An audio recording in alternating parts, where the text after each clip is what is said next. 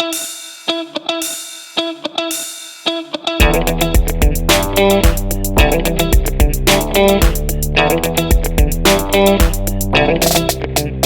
conversation.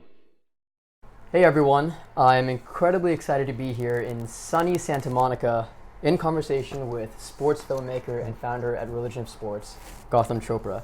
He's the son of best-selling author Deepak Chopra and has worked with mega athletes such as LeBron James, Stephen Curry, Kobe Bryant, Tom Brady, and Sachin Tendulkar, just to name a few.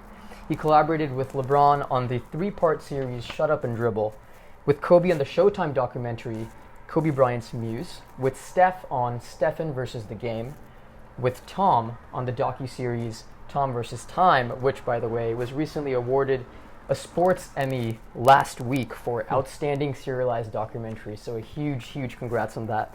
And with Sachin on the ESPN film The Little Master. And he is a fellow alumnus of Columbia University in New York. So, with that being said, welcome to the show, Gotham, and thanks so much for being here today. Yeah, no, I'm thrilled to be here. It's an honor, actually, and anything for another Columbia Lion. So, So I want to start by asking you, what does storytelling mean to you, and what makes a compelling story or narrative? good. So what makes, look, we're human beings because of stories. We're a culture built on stories. And I think it's our instinct to find great stories. What's that book that came out last year? Sapiens. Great book. And I think it really sort of digs into how storytelling is what distinguishes our species from every other one on the planet. And so I've always been, a storyteller. As starts when you're a little kid and you're trying to sort of get out of doing things, or you might tell a few white lies here and there. But stories is what you use to sort of define who you are. So I think that's kind of why storytelling is so precious to our culture. It is this sort of cultural narrative. Then in terms of what I think makes a great story, it's great characters. And so that's kind of, I'm a huge sports fan, obviously. But what I like to think about is, sports is really the backdrop. It's about great characters. So I've been very fortunate, obviously, to work with some of the great ones you listed. But, you also find great people for whom, we've never heard of, like just, anonymous people out there for whom sports has great meaning and it gives their life purpose. It's not always just athletes, it's people, fans. I grew up more a fan than an athlete, probably. Right. So I think, a great story is defined by a great character. And how, with that being said, how do you create, or in many ways continue to create, new subject matter for Religion of Sports? Where do you sort of get that inspiration from? Well, I think it's, first of all, I am a fan. So I'm constantly, watching and tracking different sports. I grew up in Boston, so I'm a huge, Boston sports fan, Celtics, Bruins, Red Sox, Patriots, etc. Yeah. But just in general, I think I'm tapped into every sport, every game. So it goes back to, in terms of how we find those stories, it's, fortunately we built a brand also at this point. So we have athletes, we have leagues, we have people, via social media always reaching out to us and saying they have a great story. But I think what we're looking for is, beyond wins and losses, beyond box scores, you're really looking for those compelling characters for whom sports brings their life meaning, purpose, significance. And again, that can be for an elite athlete like, Tom Brady or Kobe Bryant or whatever, or it could be for some person in some obscure place on the planet for whom, sports like cricket or, water polo or whatever sport it is, brings their life some deeper sense of meaning. And I think that's then, the narrative we follow. And we're in the unscripted business, and so you go where the story goes. And amongst all the different athletes and sports personalities you've worked with, is there any common link that you've discovered or you've found in all of them that sort of enables them to strive for greatness, both on and off the playing field? Yeah. I think that, I think it's that devotion to craft. Most of the athletes, especially the elite ones who have had, success across a long period of time, it's bigger than a job, and I know, especially in the major sports like football, basketball, outside baseball in this country, there's a lot of money, and it's a big business, etc. But I think for the Steph Currys, for the Tom Bradys, for the Kobe Bryants, it's their life's purpose. It is what gives their life meaning. It is what gives their, it organizes their life. And so I think that's a commonality, is like there's a deep sense of a purpose, that drives them. And then I think it's that relentless commitment and that work ethic and that no days off, and that, these are not only obviously gifted athletes in terms of what they're able to do physically, Right. but it's that mental focus, that mental edge that they're always in pursuit of. And I think that's mostly just like the process, the routine, the habits. They don't take time off. There's no such thing really as an off season for them. Yeah, makes sense. And I want to particularly ask you about your time with LeBron, since he's been one of my biggest inspirations and idols growing up. So first off, when did you first meet him? I've known LeBron probably for 3 or 4 years. These projects take that long, and they start in one place and then they all evolve over time. So, and I'd say, my relationship with LeBron is, I'm pretty close to Tom Brady, to Steph Curry right now, Kobe, who I worked with for years. LeBron, is very different, and the project I did with LeBron was very different in that it wasn't really about him. It was about a vision he had, an idea that he had. Right. And then LeBron has a whole bunch of people around him that he's grown up with, that he's very close to, Maverick, Rich, etc.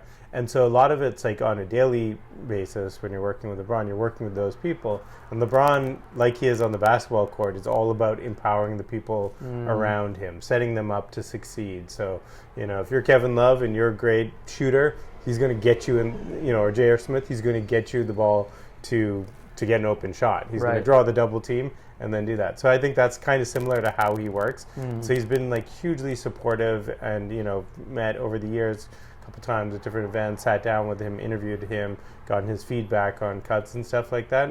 But it's not the sort of daily, not like Kobe or Tom. And that was in part because those projects were very much about them. Yes. Yeah. Okay, makes sense. What was your favorite moment you shared with LeBron, during the filming of Shut Up and Dribble? So, we had a chance to interview him in, what was it now? Almost a year and a half ago. It was the day after the Christmas Day game. I think still on the Cavs at the time. They played the Warriors, and then they had flown up to Sacramento. I think they had a game like the 27th or something like that. Right. So he had an off day on the 26th, and I went up there to spend some time with him, both to sort of do his interview, but also just to show him where we were in the cut and talk to him about some of the ideas. And the interview was great. I mean, he's obviously incredibly sharp and so savvy in terms of, media and doing interviews and stuff like that. But it was really that time before, they had warned me, he's like, oh, he's only got 45 minutes or something, do this. And I went, and I was kind of like, I had so much I wanted to get through with him in 45 minutes. And I said to him, so I know we only have 45 minutes, but I wanted to show you something. And he was like, who said we only had 45 minutes? And, and so he said, no, we got time. I mean, how much time do you need? And so, I think we ended up spending almost like 2 hours, twice as much that we needed. And really, walking him through where we're with the film, but then also just as a diehard basketball fan, just talking basketball with him and talking the history of basketball. He's a real savant and this, and basketball historian. Right. Very educated in terms of like the history of the game, not just on the court, but also off the court. So that was probably my favorite time with him. Yeah. I also wanted to ask, about the actual title, Shut Up and Dribble. So was it sort of a spur of the moment that sort of occurred right after Laura Ingraham made those regrettable moments? For a long time, I mean, like I said, these projects start in one place and then they take forever to make, and times are changing. So that project started probably in the summer of 2016. So it was pre-Trump becoming president. Right, and after it was the Cavs won. And so it was a very different time and era, and it was going to be equal parts basketball, culture, and politics.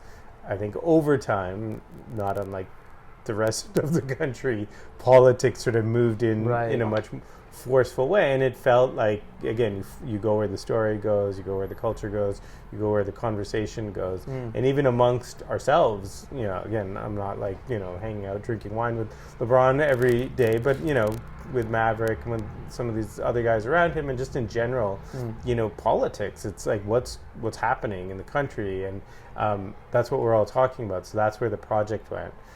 Then the Laura Ingraham thing, which probably what is now like winter or January, February of 2018. Yeah. So it comes pretty late in the process. Like we're Right. pretty far along, almost to the end of that project, and don't really have a title. I mean, it's definitely gone the way of politics. So when it happened, and when LeBron engaged directly with it, you know, because he had done this thing with KD, Exactly. Yep. yeah, the thing The that's car, featured, yeah. etc. Yep. So it just, again, it was just like we had been brainstorming for months at that point on finding the perfect title, and then there it was. What do you admire most about him? I think that, look, first of all, he's like I said, he's so sharp and so savvy. He's been doing this for a long time. So I really just impressed with his acuity for he's just so articulate in terms of what he wants, and obviously his accomplishments as a basketball player, but I think his willingness then to sort of take that power base that he's created and extend it to all these other places. The things he's doing in his hometown, building a school, incredibly impressive. All the foundation work that he's done, incredibly impressive. So I'd say that's probably, I mean, look, as a basketball fan, he is the defining player of his generation, arguably the best of all time. Don't want to get into that debate. But I think what he's done off the court and how he's been able to take all that success and sort of, put it to work for other people is probably the most impressive. Okay, moving on from LeBron. Yeah. As I mentioned earlier, you worked with Sachin Tendulkar on the film Little Master. I believe it was 2015. Yeah. Yeah. So the film aired on ESPN. How did you first develop an interest in cricket? So, I have grown up mostly in this country, but my family's from India, and I spent a lot of time growing up, spent mostly my summers going and visiting my grandparents, all in New Delhi, so spent a lot of time there. And for me, cricket was, like growing up here, I was a big baseball fan, Red Sox fan, but all my cousins, I'd go back, and cricket was everything that we all played during the summer. So I always sort of had a fascination with it, and then I think, in India, cricket is so tied in culturally. I mean, it's the same way baseball probably has been here, but it goes back. And then tied in, both of my grandfathers were part of the military. So, they served during, partition, independence, all of that sort of stuff. They were part of the English army and all of that. So it's just so tied into the sort of colonial era. So I was always fascinated by that. So I always had a sort of curiosity around cricket. And then I think as I started to work on this project, and it was really about the 2011 World Cup team and Sachin, but it was also taking place when we filmed it during the time of the IPL, and that to me was also like another cultural force, so different than the cricket I had been exposed to as a kid growing up, and so that was a sort of another interesting thing to explore during that film. So the cricket you were exposed to growing up, I'm assuming, was sort of revolved around Test cricket, right? Yeah. So the 3-day, the 5-day, in my mind, I mean, everybody here complains about baseball being too slow. 5 days. And it's a marathon. Yeah. And so, that was kind of, and it was the slow, go to the club, it was just a very different vibe, especially with IPL. Well, World Cup included, but also, I mean, especially IPL. For sure.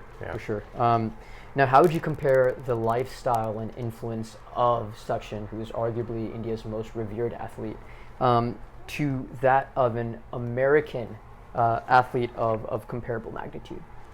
I think it's really the difference between India and America more than it is of Sachin and Tom Brady per se, because you're talking about a culture that goes back literally thousands of years. There's a sort of mythic quality to India, and you started asking by storytelling. I mean, there's no culture more steeped in storytelling than India. Right. So Sachin is that character that sort of harnesses all of that, and where he was in his career at the time, what the 2011 Cup meant for India, for him, etc. Right. So I think there's just it's just a different level of celebrity, of fame, of belief, really, what he represents than what any athlete, be it LeBron, who's an incredible cultural force, Tom Brady, who's, arguably the greatest ever to play the game.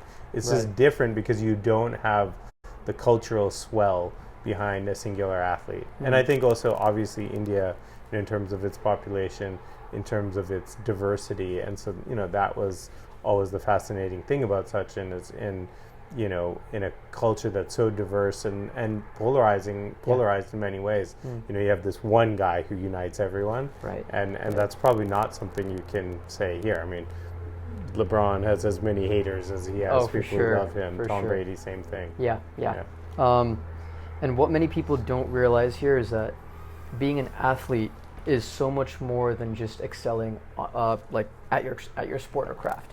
It also means excelling as a person, especially vis-a-vis family. Right.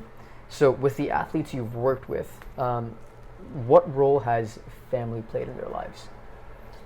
Family in their lives? Yeah. So, I mean, especially I can say with the last two athletes I've worked with, Tom and Steph, right.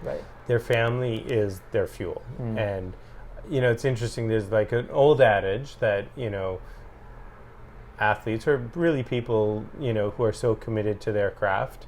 Oftentimes that has consequences, and bad consequences with their family, and fractured families and bad relationships and all of that sort of thing. Tom and Steph are the opposite.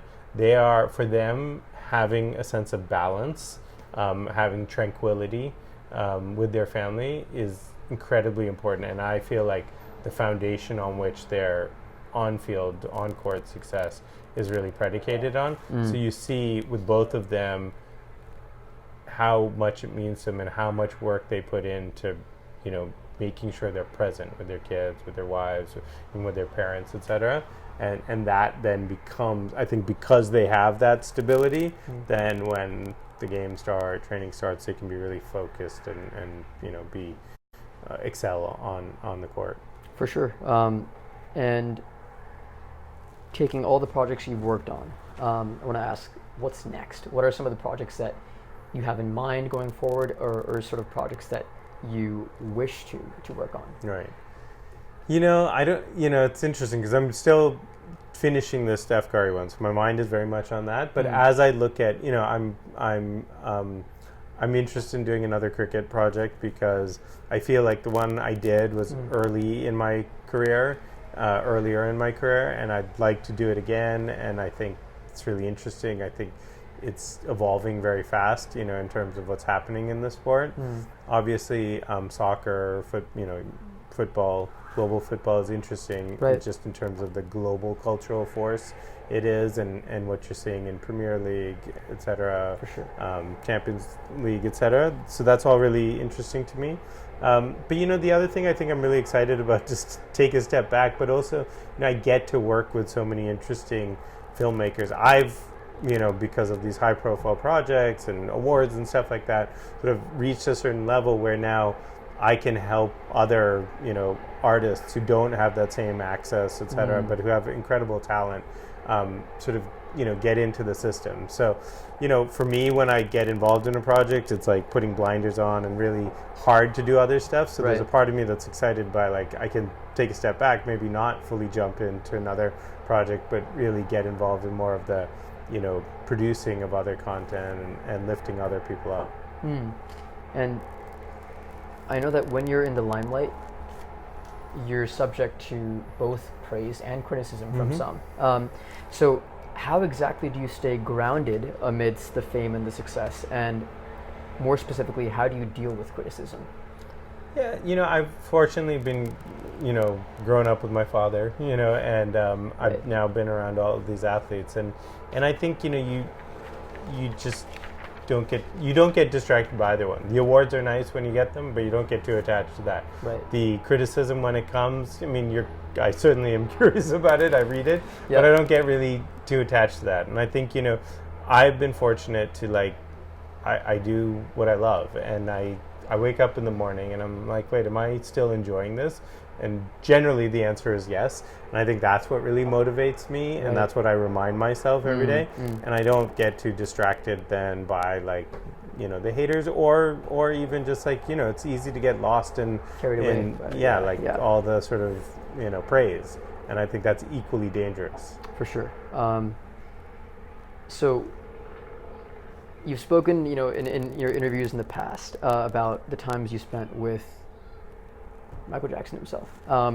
So take us through the times you spent with him in the 90s and the 2000s. What types of conversations did you both have, and do you have a favorite memory of him? Yeah.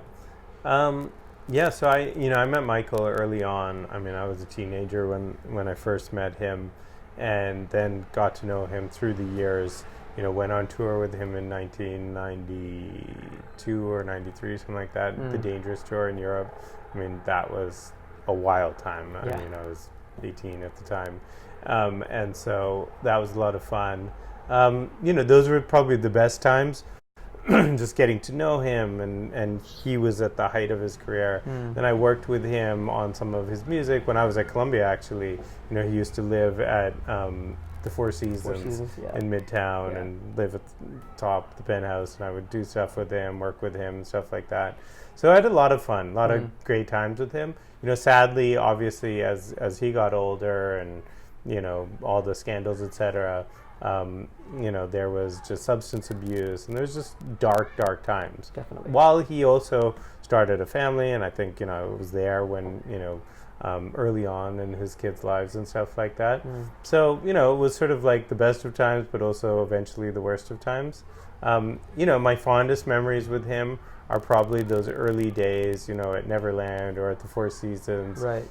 Michael was trapped very much by his fame, but there were a few times I was able to sort of wrestle him out of that, and, New York City and stuff like that.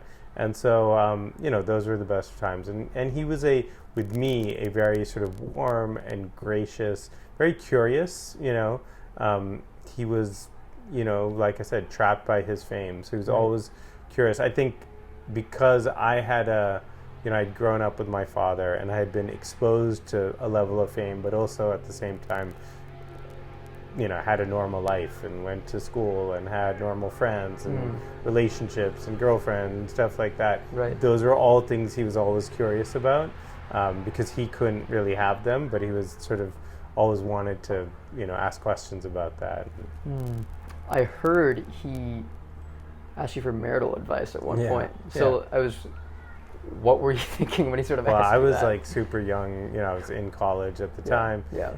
It was less about marital, I certainly wasn't married at the time. It was relationship advice, and it was, Lisa Marie Presley, with whom he had, gotten married. Right. He wanted some advice just in terms of their wedding night and stuff like that. Yeah. It was funny. I mean, it was funny on the one hand, but it was, again, sort of sad in that, he just had not had normal experiences just in terms of the courtship and, the flirting and all the things that go into a relationship. Right. I think why he was, attracted, and the, relationship he developed with Lisa Marie was largely based around her experience, growing up with her father and fame. Again, it was something sort of relatable, and yet, because she had, relative to him anyway, a sort of normal, upbringing, that was really the sort of fuel to their relationship. And for our young viewers, what advice would you have for youth looking to enter the field of documentary and filmmaking in general? Yeah. Follow your passion. Yeah. Well, first of all, it's never been a better time. I was going to pick up my phone, which I don't know where it is, but we have all the tools now, right? Between our phones, these, computers, etc. All the technology tools are there at a relatively, inexpensive to get in. So the barrier to entry is low. So one, you have to love it. You have to really be passionate. It's also such a competitive place in terms of getting your stuff seen. So I think one of the key differentiators is, you better love it, and you better be willing to sort of go wherever the story. I mean, like you traveling out here, and I think that sense of commitment really is a key differentiator. But I also think it's just, I think there's a craft to storytelling, and it's studying it, understanding, reading your, Hero of a Thousand Faces, and really like investing in the process. It's like anything else. It's like being a great athlete. If you want to be a great shooter, you got to do the 10,000 hours. Similar when you come, to storytelling. You got to put in the time. You have to read the books. You have to, find your mentors and sort of get, advice and stuff like that. So it's doing what you love, but then also be willing to put in the work. And as a recent graduate of Columbia, I have to ask you, what's your favorite Columbia memory? Well, I mean, so, I think, look, my Columbia experience is probably the most important in my life. My freshman year neighbor is my wife, Wow. And so we, have built a life together since I met her my first week. My best friend, who's a writer here in Los Angeles, was my freshman year roommate, and so still super close to him. So my Columbia memories are sort of ongoing. Every day is another Columbia memory. But look, I mean, my favorite memories going back to that time is probably what everyone's is, like being out on the steps, on the perfect spring days, and just sort of hanging out with your friends. Columbia, now I have, not my son as yet, but like I have nieces and nephews, all of whom are, getting ready to apply to college. And I will say, Columbia is a completely unique experience. There's nowhere that you can have that combination of a university setting and all the incredible, benefits of the academic environment that Columbia offers, but also be in a city, and not just any city, New York City. Right. And so, that's something that both is exciting, but you have to be prepared for. I wouldn't trade my experience at Columbia for, and I get to go speak at universities, and I guess lecture here at USC occasionally here in LA, but there's not a university I would sort of trade, my experience, my undergrad experience at Columbia. I agree, and as per, continuing tradition on the show, I would like to end with a brief rapid fire round where I just ask you a series of, let's say, 7 or 8 questions, and if you could sort of give your answers, in one word or maybe even a short phrase or sentence, that would be great. So yeah, let's get started. Favorite sport? Basketball. Okay. Describe LA in one word. Sunny. Your favorite book? I want to go back. Creative. Okay. Creative. Yeah. Okay. Your favorite book? I'm reading my dad's newest book, Meta Human, which is his 90th book right now. Okay. Yes or no, Kyrie Irving will leave the Boston Celtics this summer? Yes. Okay. Let me flip that and ask you, yes or no, the Lakers will land a marquee free agent this summer? No. I don't think so. Is that the true Bostonian in you? No, or is there's this article I was just reading this morning by Baxter Holmes, on ESPN. Yeah. It's about how dysfunctional the organization is. Right. I mean, I can't say I'm upset about that as a Celtics fan, but, I also work with a lot of players, and I have a sense of what they're looking for in terms, and dysfunction is not one of the qualities. Okay. So. Your favorite athlete growing up? Favorite athlete growing up? Michael Jordan. Okay. If there's one sport you could play professionally, what would it be? Basketball. Yeah. And what you love most about your job? Storytelling. Yeah, with that, that's a wrap. Thanks again for your time, Gotham. Thank you. It's been a pleasure to speak with Yeah. you. I'm sure our viewers have a lot of constructive advice to take. Yeah, no, I look for it, and I love that it's on YouTube, so you can see all the engagement and all the response. We'll check it out. I'll answer questions if I can. If people sort of leave comments and stuff. That'd be great. Much appreciated. Yeah. Thanks. Thank you for coming. I really, I appreciate that, and I appreciate your commitment to this. Means a lot. Means a lot to me. Thanks so much, Cool. Gotham. All right. Yep.